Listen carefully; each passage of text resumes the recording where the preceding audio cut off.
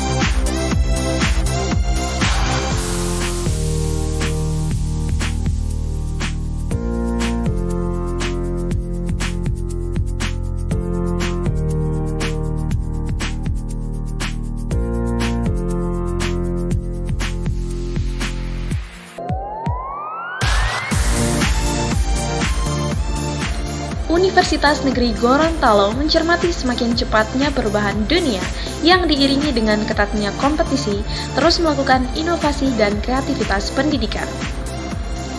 Sampai tahun 2019, jumlah mahasiswa pendaftar adalah 19.940 orang dengan 814 dosen yang termasuk di dalamnya 34 guru besar yang tersebar di 10 fakultas yang ada di Universitas Negeri Gorontalo. Di tahun 2019, Dr. Edward Wolok STMT sebagai Rektor Universitas Negeri Gorontalo menetapkan visi dan misi Universitas Negeri Gorontalo, yaitu mengembangkan pendidikan dan pengajaran digital-based learning guna menghasilkan lulusan yang memiliki kemampuan profesionalitas dengan menguasai teknologi di bidang kependidikan dan non-kependidikan.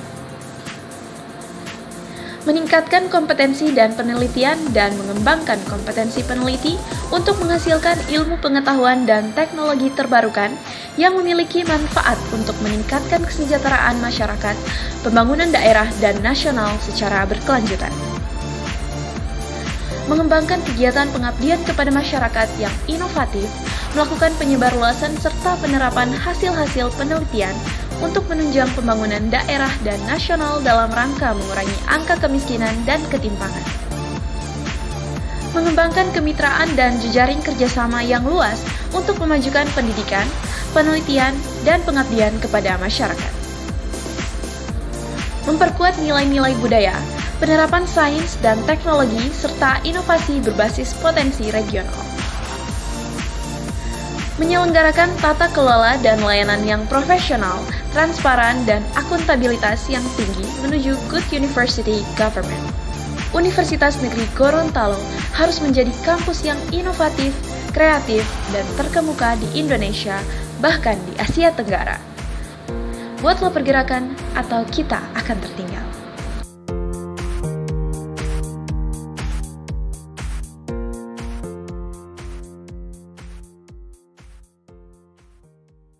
Dan pengabdian kepada masyarakat.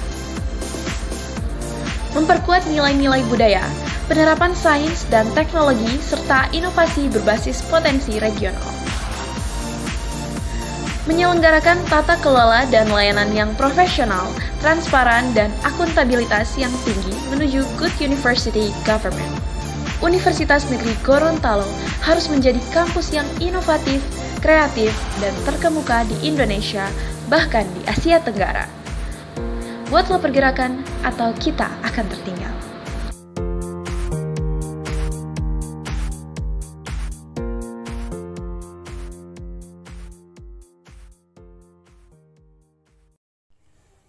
Bismillahirrahmanirrahim. Oke, langsung saja ke topik pembahasan. Sebagai filsafat negara, tentu Pancasila ada yang merumuskannya. Pancasila merupakan karunia yang tidak tara dari Tuhan Yang Maha Esa kepada bangsa Indonesia. Pancasila menjadi sumber cahaya bagi seluruh bangsa Indonesia dalam membangun peradaban bangsanya di masa-masa selanjutnya. Dalam membangun bangsa, Pancasila merupakan sumber energi sebagai kekuatan dan sekaligus sebagai pedoman dalam memperjuangkan kemerdekaan, menjadi alat pemersatu, membangun kerukunan berbangsa, dan sebagai pandangan hidup sehari-hari bagi bangsa Indonesia. Sebagai dasar, ideologi, dan filsafat bangsa, Pancasila selalu diuji ketahanannya dalam kehidupan bermasyarakat, berbangsa, dan bernegara yang multikultural seperti Indonesia.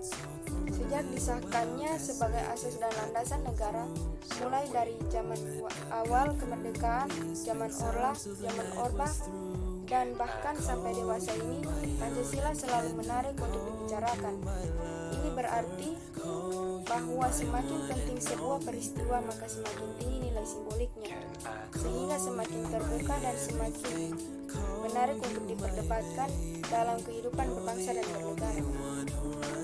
Sebagai dasar filsafat negara, Pancasila kembali diuji ketahanannya dalam era reformasi dewasa ini, terutama pasca Pilkada serentak tahun 2017 ini. Dalam kontestasi Pilkada serentak tanggal 15 Februari 2017, semua kontestan peserta pemilu dengan calon-calonnya masing-masing berusaha dan berjuang keras untuk memenangkan calon yang diusungnya. Dalam memenangkan calon yang diusungnya, terkadang sering melampaui prinsip-prinsip demokrasi. Pelaksanaan pemilu yang seharusnya diwujudkan berdasarkan demokrasi konstitusional, namun yang terjadi kemudian adalah demokrasi identitas, politisasi, agama, etnis, ekonomi, dan sebagainya. Akibatnya, persatuan dan kesatuan yang telah cukup lama dirajut oleh komponen bangsa ini akhirnya mengalami sebuah distorsi yang sangat mengkhawatirkan. Pancasila yang telah disepakati sebagai jati diri bangsa seakan-akan kembali dipersoalkan. Pancasila yang merupakan budaya bangsa yang dibangun dari mosaik keberagaman kebudayaan bangsa yang begitu indahnya seperti digugat dan dipersoalkan kembali oleh kelompok-kelompok tertentu dalam masyarakat.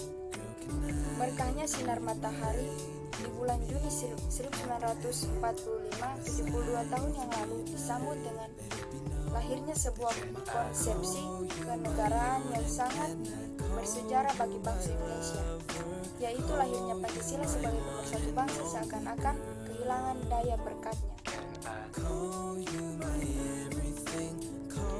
Penentuan siapa yang merumuskan pertama Pancasila mungkin akan dengan mudah memancing perdebatan di antara elemen-elemen atau oknum yang secara terus-menerus menggugat berpendapat bahwa penggali Pancasila adalah Mr. Muhammad Yamin dengan alasan bahwa 3 hari sebelum pidato Bung Karno 1 Juni 1945, Mr.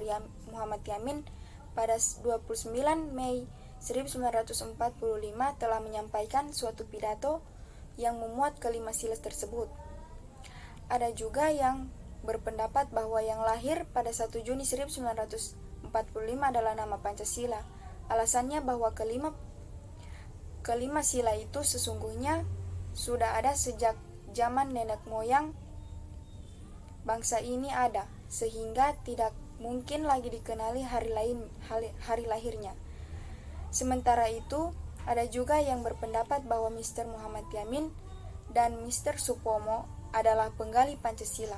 Alasannya, kedua tokoh ini telah menyampaikan kelima pokok pikiran di depan sidang BPUPKI. Selain itu, bahkan ada yang berpendapat bahwa pidato Bung Karno 1 Juni 1945 merupakan pidato penutup yang tidak lain sebagai rangkuman pidato yang diucapkan oleh tokoh-tokoh sebelumnya. Oleh karena itu, pidato Bung Karno merupakan hasil kompilasi dari 3 hari sidang sebelumnya. Namun yang harus disadari bahwa Pancasila telah ada dalam segala bentuk kehidupan rakyat Indonesia. Sejarah bangsa Indonesia telah mencatat bahwa di antara tokoh perumus gagasan tentang calon dasar negara Pancasila itu adalah Mr. Muhammad Yamin, Mr. Supomo, dan Insinyur Soekarno. Suatu pertanyaan yang senantiasa dilontarkan namun tetap saja menarik, yaitu mengapa Pancasila itu sakti dan selalu dapat bertahan, yang sekaligus dapat menunjukkan eksistensinya dari guncangan kisruh politik di negara ini. Jawabannya, karena Pancasila itu merupakan media pemersatu bangsa yang di dalamnya terkandung nilai-nilai toleransi, harmonisasi, dan bersifat terbuka mengikuti perkembangan zaman. Kebangkitan nasionalisme. Sejak zaman kerajaan dan masuknya agama-agama besar di Nusantara, unsur-unsur Pancasila sebagai kebudayaan Indonesia sudah ada dalam kehidupan masyarakat, terutama yang terkait dengan sistem kepercayaan. Kehadiran pengaruh budaya luar pada waktu itu berjalan secara damai, tanpa intimidasi apalagi melalui kekerasan, sehingga hubungan di antara kedua budaya itu terjalin dan dapat berlangsung secara harmonis. Pada masa kerajaan Majapahit, cukup banyak karya sastra bernilai tinggi berhasil diciptakan. Di antara sekian banyak karya sastra, ada 2 buah karya sastra yang sangat terkenal kala itu, yaitu Kitab Negara Kertagama yang dikawi oleh Empu Prapanca dan Kitab Sutasoma yang dikawi oleh Empu Tantular. Pancasila Krama ini juga sering disebut Ma-5, mencakup yang pertama dilarang mateni atau membunuh, yang kedua dilarang maling atau mencuri, ketiga dilarang madon atau berzina, keempat dilarang mabok atau minum minuman keras, dan kelima dilarang main atau berjudi. Kelima ini menjadi pedoman tingkah laku yang wajib ditaati. Demikian review jurnal yang saya sampaikan. Apabila ada kesalahan, saya mohon maaf. Wabillahi muwaffiq ila aqwamit thoriq. Wassalamualaikum warahmatullahi wabarakatuh.